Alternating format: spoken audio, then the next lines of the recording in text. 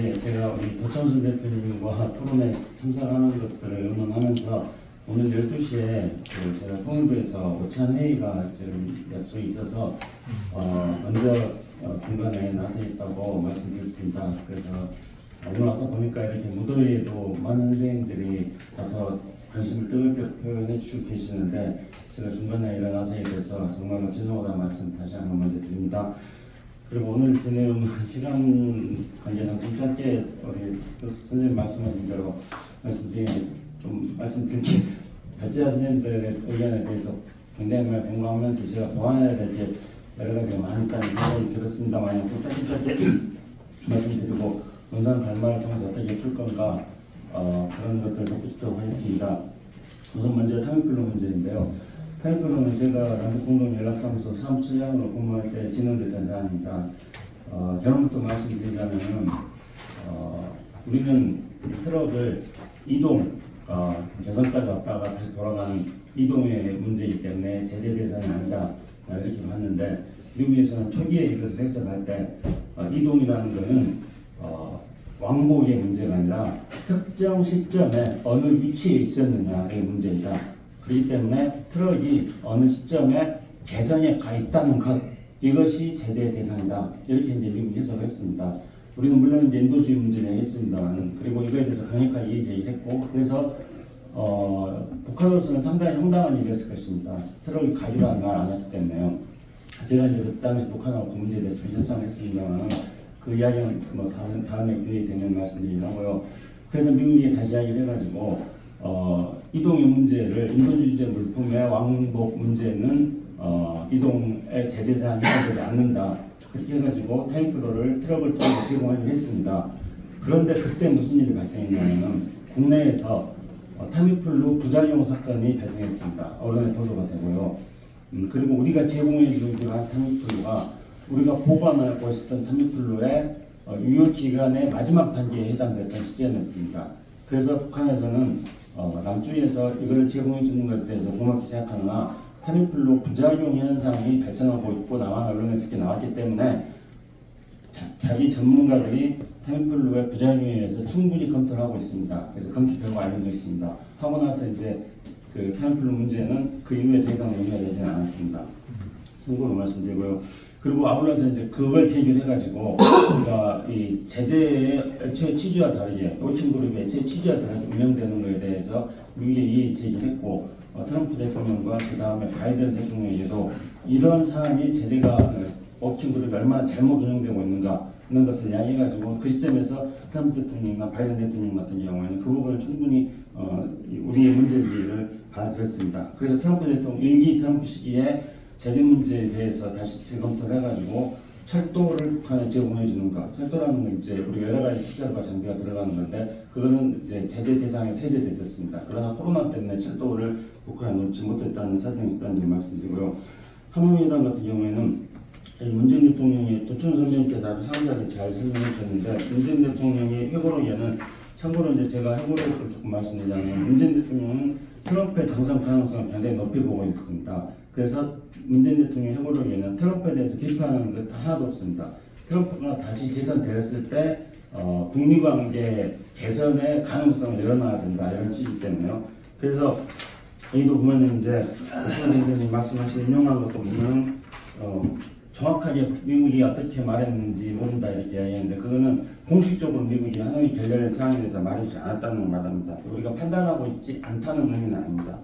아울러서 이제 김정은 위원장이 여기 오른쪽 마지막 부분을 보면은 하노이 노딜 이후 김정은 위원장이 여러 가지 답답한 심정을 표출하고 때로는 남북관계가 우주상 의심만을 풀리지 않고 또 더 과감한 행보를 하겠다. 김정은 위원장이 김여정 노동당 부부장이 굉장히 세게 우리 정부를 비난하고 있을 때도 김정은 위원장은 이런 메시지를 이런 편지를 계속 보냈습니다. 저도 이 친서들을 다 읽어봤었는데요. 적어놓지 않아서 그런데 이 내용들 어떤 거냐면은 김정은 위원장이 우리 장벽이 너무 높다는 걸 알았다. 본인이 이제 적극적으로 해결하려고 했는데 국제적 장벽이 너무 높다는 걸 알았다. 그리고 우리 힘만으로 풀어나가기 너무 어렵다는 걸 알았다. 조금 더 적극적으로 많은 걸 했으면 좋았었는데 아쉽다. 이런 이제 내용들이 있었습니다. 여기서 이제 이게 김정은 위원장의 이런 인식이 그 이후에 이제 8차 당대회를 통해 가지고 모든 관계를 단절하는 거, 남한과 관계를 단절하고 북한과 단절하고 우리 국제적 장벽이 높고 우리 힘이 부족하기 때문에 힘을 키우겠다. 그래서 국제적 장벽을 돌파하겠다. 이런 전략으로 채택됐던 것입니다. 그래서 8차 당대회 때는 매년 1월 달을 예상하고 있는 9차 당대회 때까지 군사력 5개년 계획, 그다음에 경제 5개년 계획을 세워가지고 군사에서도 미국에 맞먹는 강국이 되겠다. 경제에서도 더 이상 대외에 의존하지 않는 국가가 되겠다. 이런 전략을 세우고 있습니다.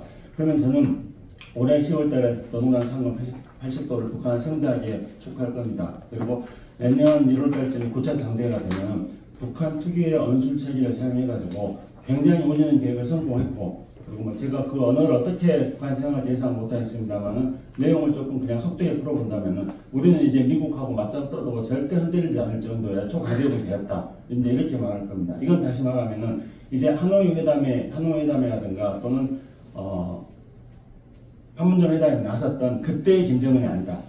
이제 우리는 엄청나게 강국이 됐다. 다시 말씀드린다면은 우리 몸값이 달라졌다.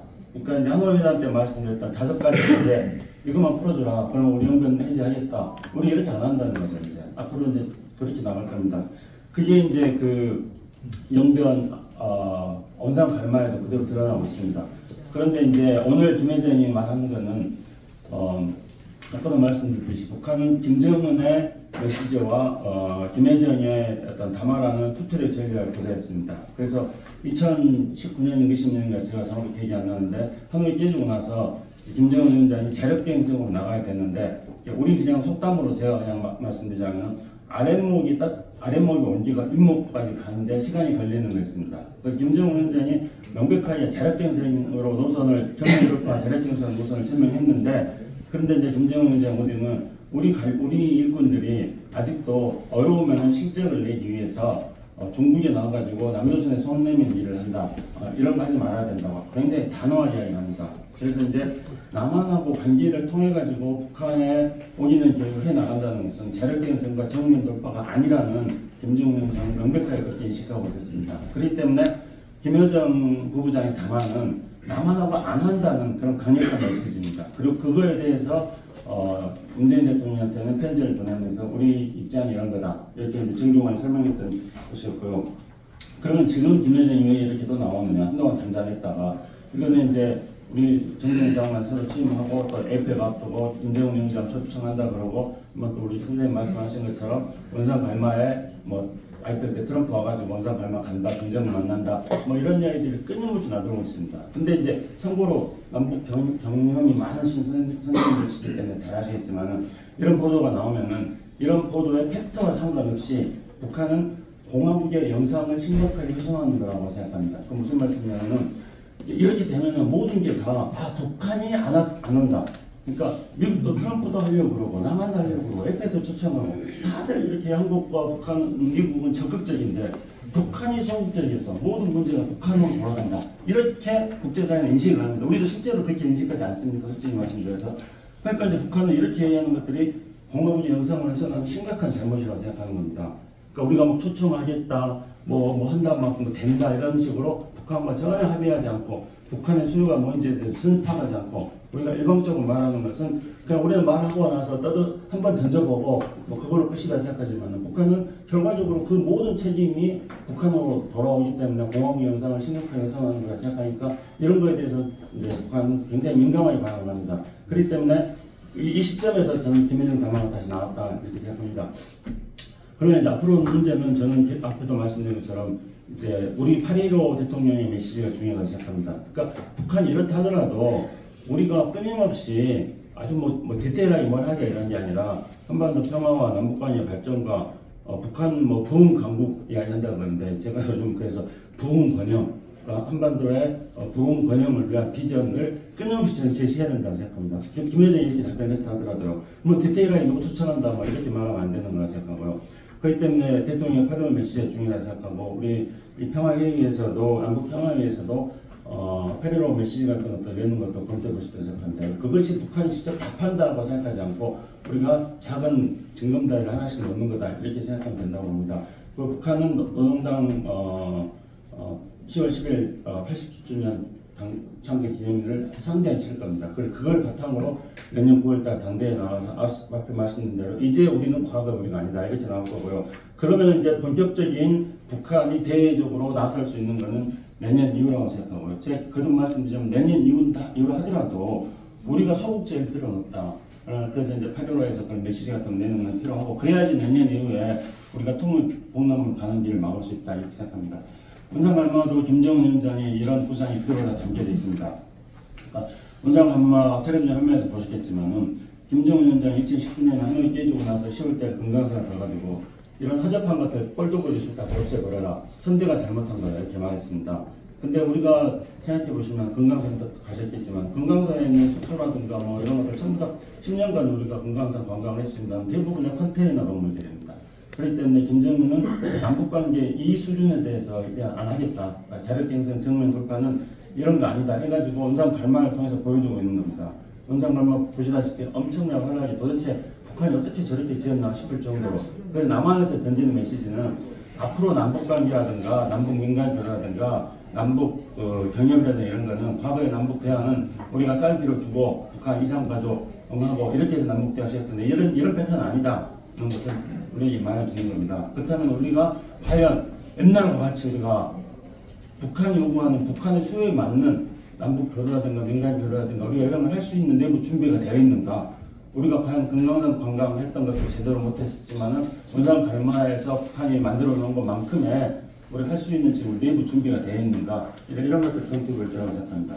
원상갈마는 또 다른 한편으로 트럼프에 대한 메시지도 있습니다. 사실 원상갈마는 김정은 2014년부터 구상을 했고 29년도 완성하려다가 연기했고 2020년대 다시 완성하려다가 또 못했습니다. 근데 이제 트럼프 그래서 김정은 원상갈마를 뭐 생각하고 있었던 건데 트럼프가 김정은한테 만나가지고 야, 나 한국의 북한의 해안가에는 좋은 비치들 많이 있지 않느냐 거기에 콘도 지어라. 트럼프는 거기에 관심이 굉장히 많이 있습니다. 그래서 트럼프는 원상갈마에 대해 지금도 아주 많은 관심을 가지고 있을 것입니다. 원상갈마에다가 트럼프 타워 하나 짓고 평화의 상징으로 만들고 싶어 할 것입니다. 근데 트럼프가 이렇게 말했습니다. 원상갈마에서 군사훈련 했던 지역을 황금지로 바꾼다면은 평화의 상징이 얼마나 좋냐 이렇게 말했습니다.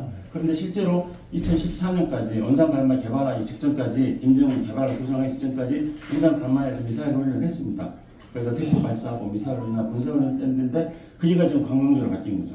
그러니까 이제 김정은 위원장 트럼프 대통령에게 봐라 네가 말했던 대로 원상갈마에서 군사 훈련하는 지역을 관광지로 바꿨다. 그러면 이제 너 어떻게 할 거냐 이렇게 트럼프에 던지는 겁니다. 근데 그것도 마찬가지로 옛날처럼 뭐 그냥 컨테이너 건물 짓고 뭐 이런 수준이 아니다는 것들을 지금 트럼프한테 계속 던지고 있는 것이라고 생각합니다. 여기서 이제 그럼 우리가 개별 관광이 가능한가? 개별 관광은 불가능합니다. 개별 관광은 쉽게 되는 것 같죠. 우리가 이제 북한을 갈 수 있는 방법은 크게 세 가지입니다. 첫째는 금강산 관광하는 거. 금강산 관광은 1년치 관광 요금을 현대가 북한한테 통으로 주는 겁니다. 그러니까 그냥 관광객들이 가가지고 개별적으로 여행 비용을 지출하는 게 아닙니다. 그렇기 때문에 이건 벌크캐시, 제재 벌크캐시 해당됩니다. 금강산은 그렇게 방식으로는 옛날식으로 한다면 못합니다. 그 다음에 우리가 그냥 자유롭게 판문점 줘서 가는 거, 이것도 불가능합니다. 그러니까 남아있는 건 하나입니다. 그거는 국경이라든가 이런 것들에서 관광 상품을 통해가지고 우리 식으로 말하는 패키지 관광입니다. 패키지 관광에 신청해서 가는 건데, 제가 이제 이거를 평화에 있으면서 계속 중국하고 협의하고 중국 여행사들하고 계속 알아봤었는데 중국 여행사는 그 법적인 근거는 지금 중국하고 북한하고 비공개 협약으로 지금 주장을 하고 있습니다. 비공개 MOU 정도를 주장을 하는데 북한의 체제 안전을 위해서 중국 여행사에서 운영하는 패키지 관광 단체 여행 상품에 대한민국 국민은 신청할 경우에 북한은 비자를 내주지 않는다 이렇게 되어 있습니다. 그래서 중국 관광 상품을 통해 가지고 우리가 단체 관광객 50명 패키지로 갈 때 대한민국 국민이 한 명이 그 관광 상품 사가지고 북한에 들어가는 건 불가능합니다. 그럼 그걸 북한하고 협상한다면 중국 단체 관광객의 그 상품에 우리가 그냥 사가지고 한두 명 들어간다. 이거를 개별 관광을 북한하고 협의하는 게 되는 겁니다. 그럼 그걸 북한이 승인해줘야 됩니다. 근데 북한이 그거를 승인해주는 협상을 우리가 북한하고 하는데 그렇게 협상을 해야 되겠습니까? 그걸 한다면은 원상갈마 우리 10,000명 가겠다 1년에 뭐 이런 식으로 해야 된다고 생각합니다. 그래서 이제 조금 과거와 다른 방식으로 북한에 접근하고 그렇게 접근할 수 있는 제가 좀 속되게 표현해가지고 우리가 실탄을 충분히 가지고 있는가, 실탄을 어떻게 확보할 것인가. 실탄을 확보하는 데 있어서는 김성근 의원님 말씀처럼 남남 갈등이 또 엄청 심각하게 되는데 우리가 그걸 돌파할 수 있는 건가, 이런 것들을 검토하는 게 남북관계를 풀어나가는 출발점이 될 수 거라 생각합니다. 결론적으로 말씀드리면은 저는 북한이 이제 서서히 나올 거라고 생각합니다. 과거와 다른 모습으로 나올 거라고 생각합니다. 그럴 때 저는 우리가 북한 조심스럽게 나올 거기 때문에 북한이 나올 때 북한의 앞에다가 매우 튼튼한 징검다리를 우리가 몇 개 놔주는 것, 그리고 북한이 그 징검다리를 건너를 할 때 우리가 친절하고 따뜻한 손을 잡아주는 것, 이런 게 1차적으로 필요하다고 생각합니다. 이상입니다.